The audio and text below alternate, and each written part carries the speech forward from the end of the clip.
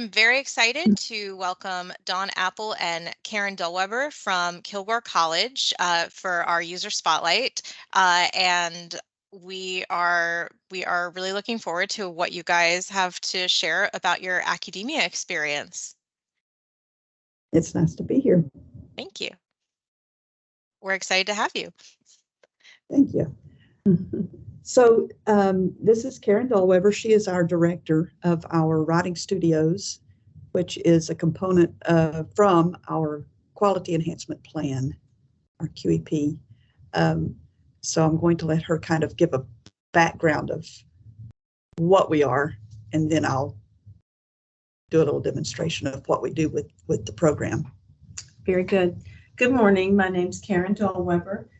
Kilgore College, who we work for, is a junior college in Northeast Texas. We have the writing lab, like she said, is called the Writing Studio, and it's part of our quality enhancement plan for accreditation by SAC-COC. And so we have had this writing studio for several years now.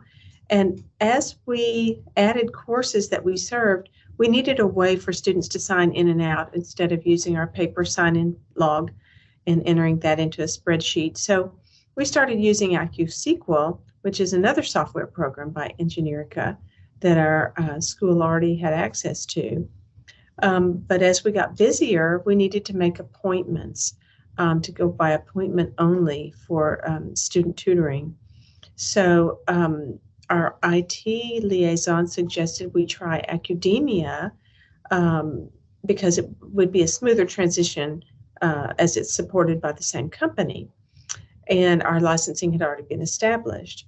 So that is what we did. We have made the transition to Accudemia. Since one of the things we really have liked about it so far is that our IT department has been able to integrate the data from AccuSQL and Accudemia with our college's data management system for reporting purposes. And so, you know, reporting is going to be a big part of our quality enhancement plan. We have to show the effectiveness of that plan. And so we really rely on reporting.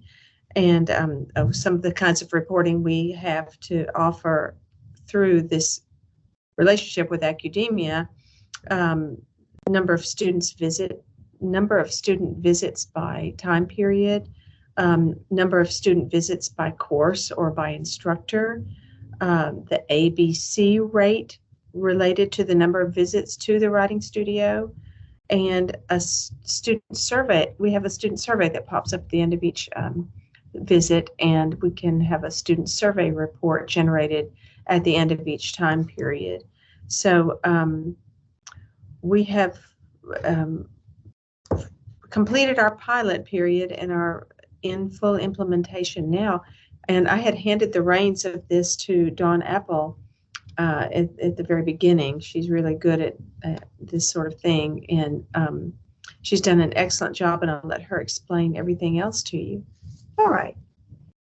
So what we really needed, of course, the tracking for the student visits, that was already done with the previous program.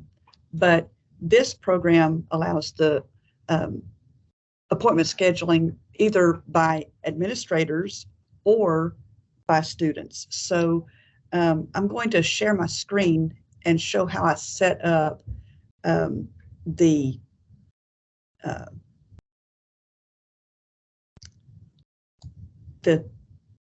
appointment scheduling.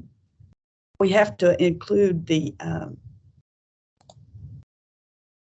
tutor schedules, basically, so that the program knows how many slots we have.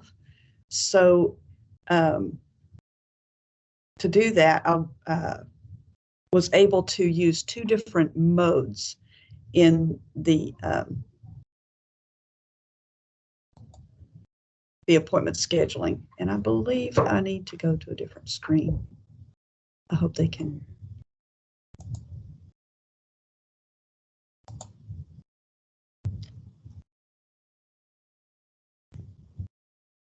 signed in as a general,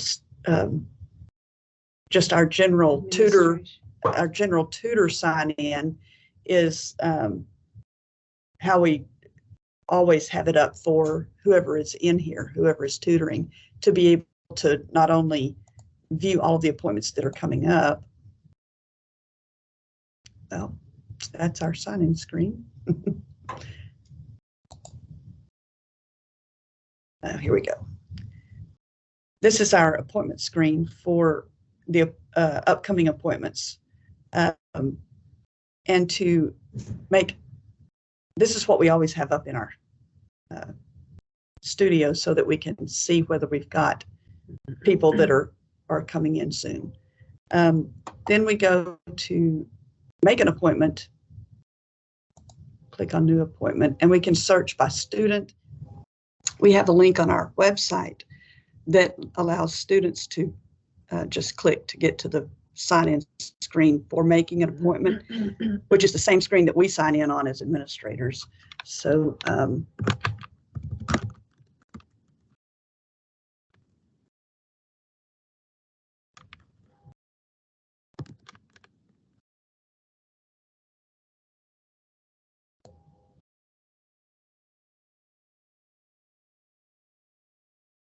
in order to be able to do the tutor schedules, at the first of each semester, I have to go in and do the tutor schedules and be able to use the different modes, because our tutor schedule, we have like a dozen tutors and different ones come in at different times. And instead of having to enter all of them, we don't want our students to sign up for a particular tutor because we use so many tutors and different schedules. We cover for each other a lot. So if they sign up for a particular tutor, they would be disappointed sometimes to get here and that tutor is not here. So in order to do that, we just created slots for students to be able to sign up for. The term mode is what I used for the basic 2 per hour that we normally have. Slot 1 and slot 2.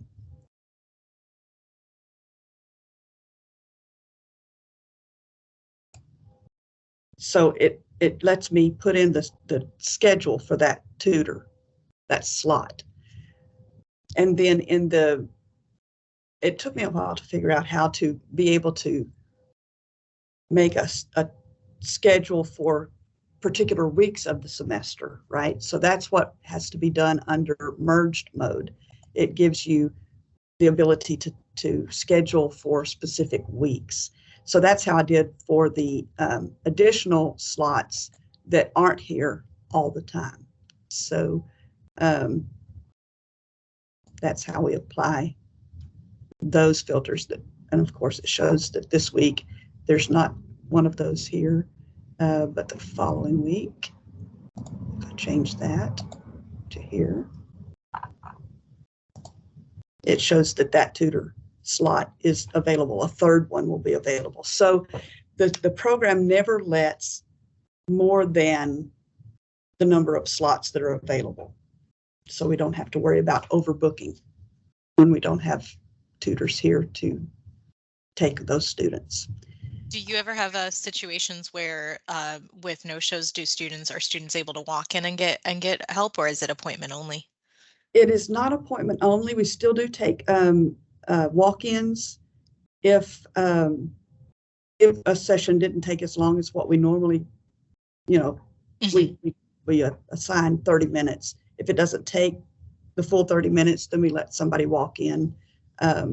Or if they're doing something that's, we just get them started and we can start with someone else as well, we let a walk-in come in during that same time so that we can, service as many students as possible. Yeah, that makes sense. So, but this is an online, it's a web-based program. So that's really nice because our students then don't have to, they can just log in online and make an appointment. Whereas with the previous program that we were using, the program had to be downloaded onto the computer, and we could only do that here. So it's really convenient. This is our first semester to go with the full scale of our main campus. So we haven't, we've just done it on a very small scale until now, but this is our first semester. So it's going well so far, and it's doing what we expected. It lets them, make the appointments, and when they get here, on the old system, they had to search through a whole list of all of our courses. Like if they were here for their English course, they would have to search through and know their course and section number and their instructor's name. And many times students don't know their course and section number. They know their teacher's name, but they don't know their course and section number. So it was really tedious for them. This program integrates and just shows only the courses that they are registered for the semester. So it's much better for the sign-in process and for the appointment scheduling process. It just shows their schedule automatically. So that's great. That's awesome. So that's basically the way we use it. We are able to, have varying schedules for the different, and tutors. I mean, if the school wanted to have specific tutors that students could sign up for, they can use it that way to be able to request a particular tutor. But we just didn't want to do that for our setup. Right. I think most people do have it set up where students make an appointment with a specific tutor, but I have had a lot of people ask me, like, we don't want students to pre-select a tutor. We don't want to overload one tutor. And there's a couple different ways that you can kind of mitigate that in Accudemia. But I think with your setup, it works. It sounds like it works very well for you. I'm curious if it's something that started with Accudemia, or if it's something that you'd already had in place before Accudemia. Well, we already had to where they didn't request specific tutors, but we just didn't have a way for them to make an appointment online or for themselves. They would have to either come in or call in, and we would have to make the appointment for them. And so now they can just go online and make their own appointments, which is really without you having to worry that they're going to monopolize a specific tutor's time. Was this policy, and this is just a general, like more curiosity question, less to do with Accudemia, but was this a policy that was in place in response to like anything specific, or was it something that you were trying to preempt any issues? Yeah, we really wanted to preempt issues. Mm-hmm. We know certain tutors are more popular than others, and yet we feel like we're the best judge of who should help a particular student with a particular issue or subject. Yeah. So we wanted our judgment to be the foremost source of choice for the tutoring matchup. Sure. Are your tutors, are they peer tutors? No, they're all adult. Professional English teachers or former English teachers. Okay. I was going to say if they were peer tutors, then because I ran both a professional writing tutor writing center and a peer tutoring center, and I think one of the problems for peer tutors, which is less relevant to you guys, but I think one of the problems is if you overload one peer tutor, first of all, you're going to be likely to lose that tutor because they're overtaxed. And second of all, it doesn't give the other tutors as much opportunity to grow their skills. But either way, I think it's smart to try to load them, balance that load for them a little bit. Right. Okay. Yeah. Well, sorry. The feature that Dawn actually came up with about using the slots instead of the actual tutors' names has really been something that we didn't think we would find a company that could work with us on that. And we interviewed other companies, and that seemed to be a surprise to them that we would want to do that. So we were very grateful that Accudemia had an option for that to be able to make it generic. Mm-hmm. Yeah. It's definitely I like that's one thing I like about working with Accudemia is its versatility and the ability to accommodate different needs of different types of centers. But thank you guys so much. Was there anything else you wanted to show us today? That was it. Okay, well, if anybody are watching this in the future has questions for you all, how can they get in touch with you? My email address is dapple@kilgore.edu. Okay, And sorry. She'd be your Yeah. primary source. She'd be asking more questions than I would. I Okay. don't want to overstep my bounds. No, you're fine. All right. Well, thank you again, Karen and Dawn, so much for your time. We're sorry you couldn't be in the live session, but we really appreciate you taking the time today to talk with me. And I think this information is definitely going to be helpful to some other users of Accudemia to see about the different ways that it can be utilized if they want to try to help tutors load balance a little bit, especially for writing centers. Thank you All so right. much. Thank you, Rachel. Thank you so much.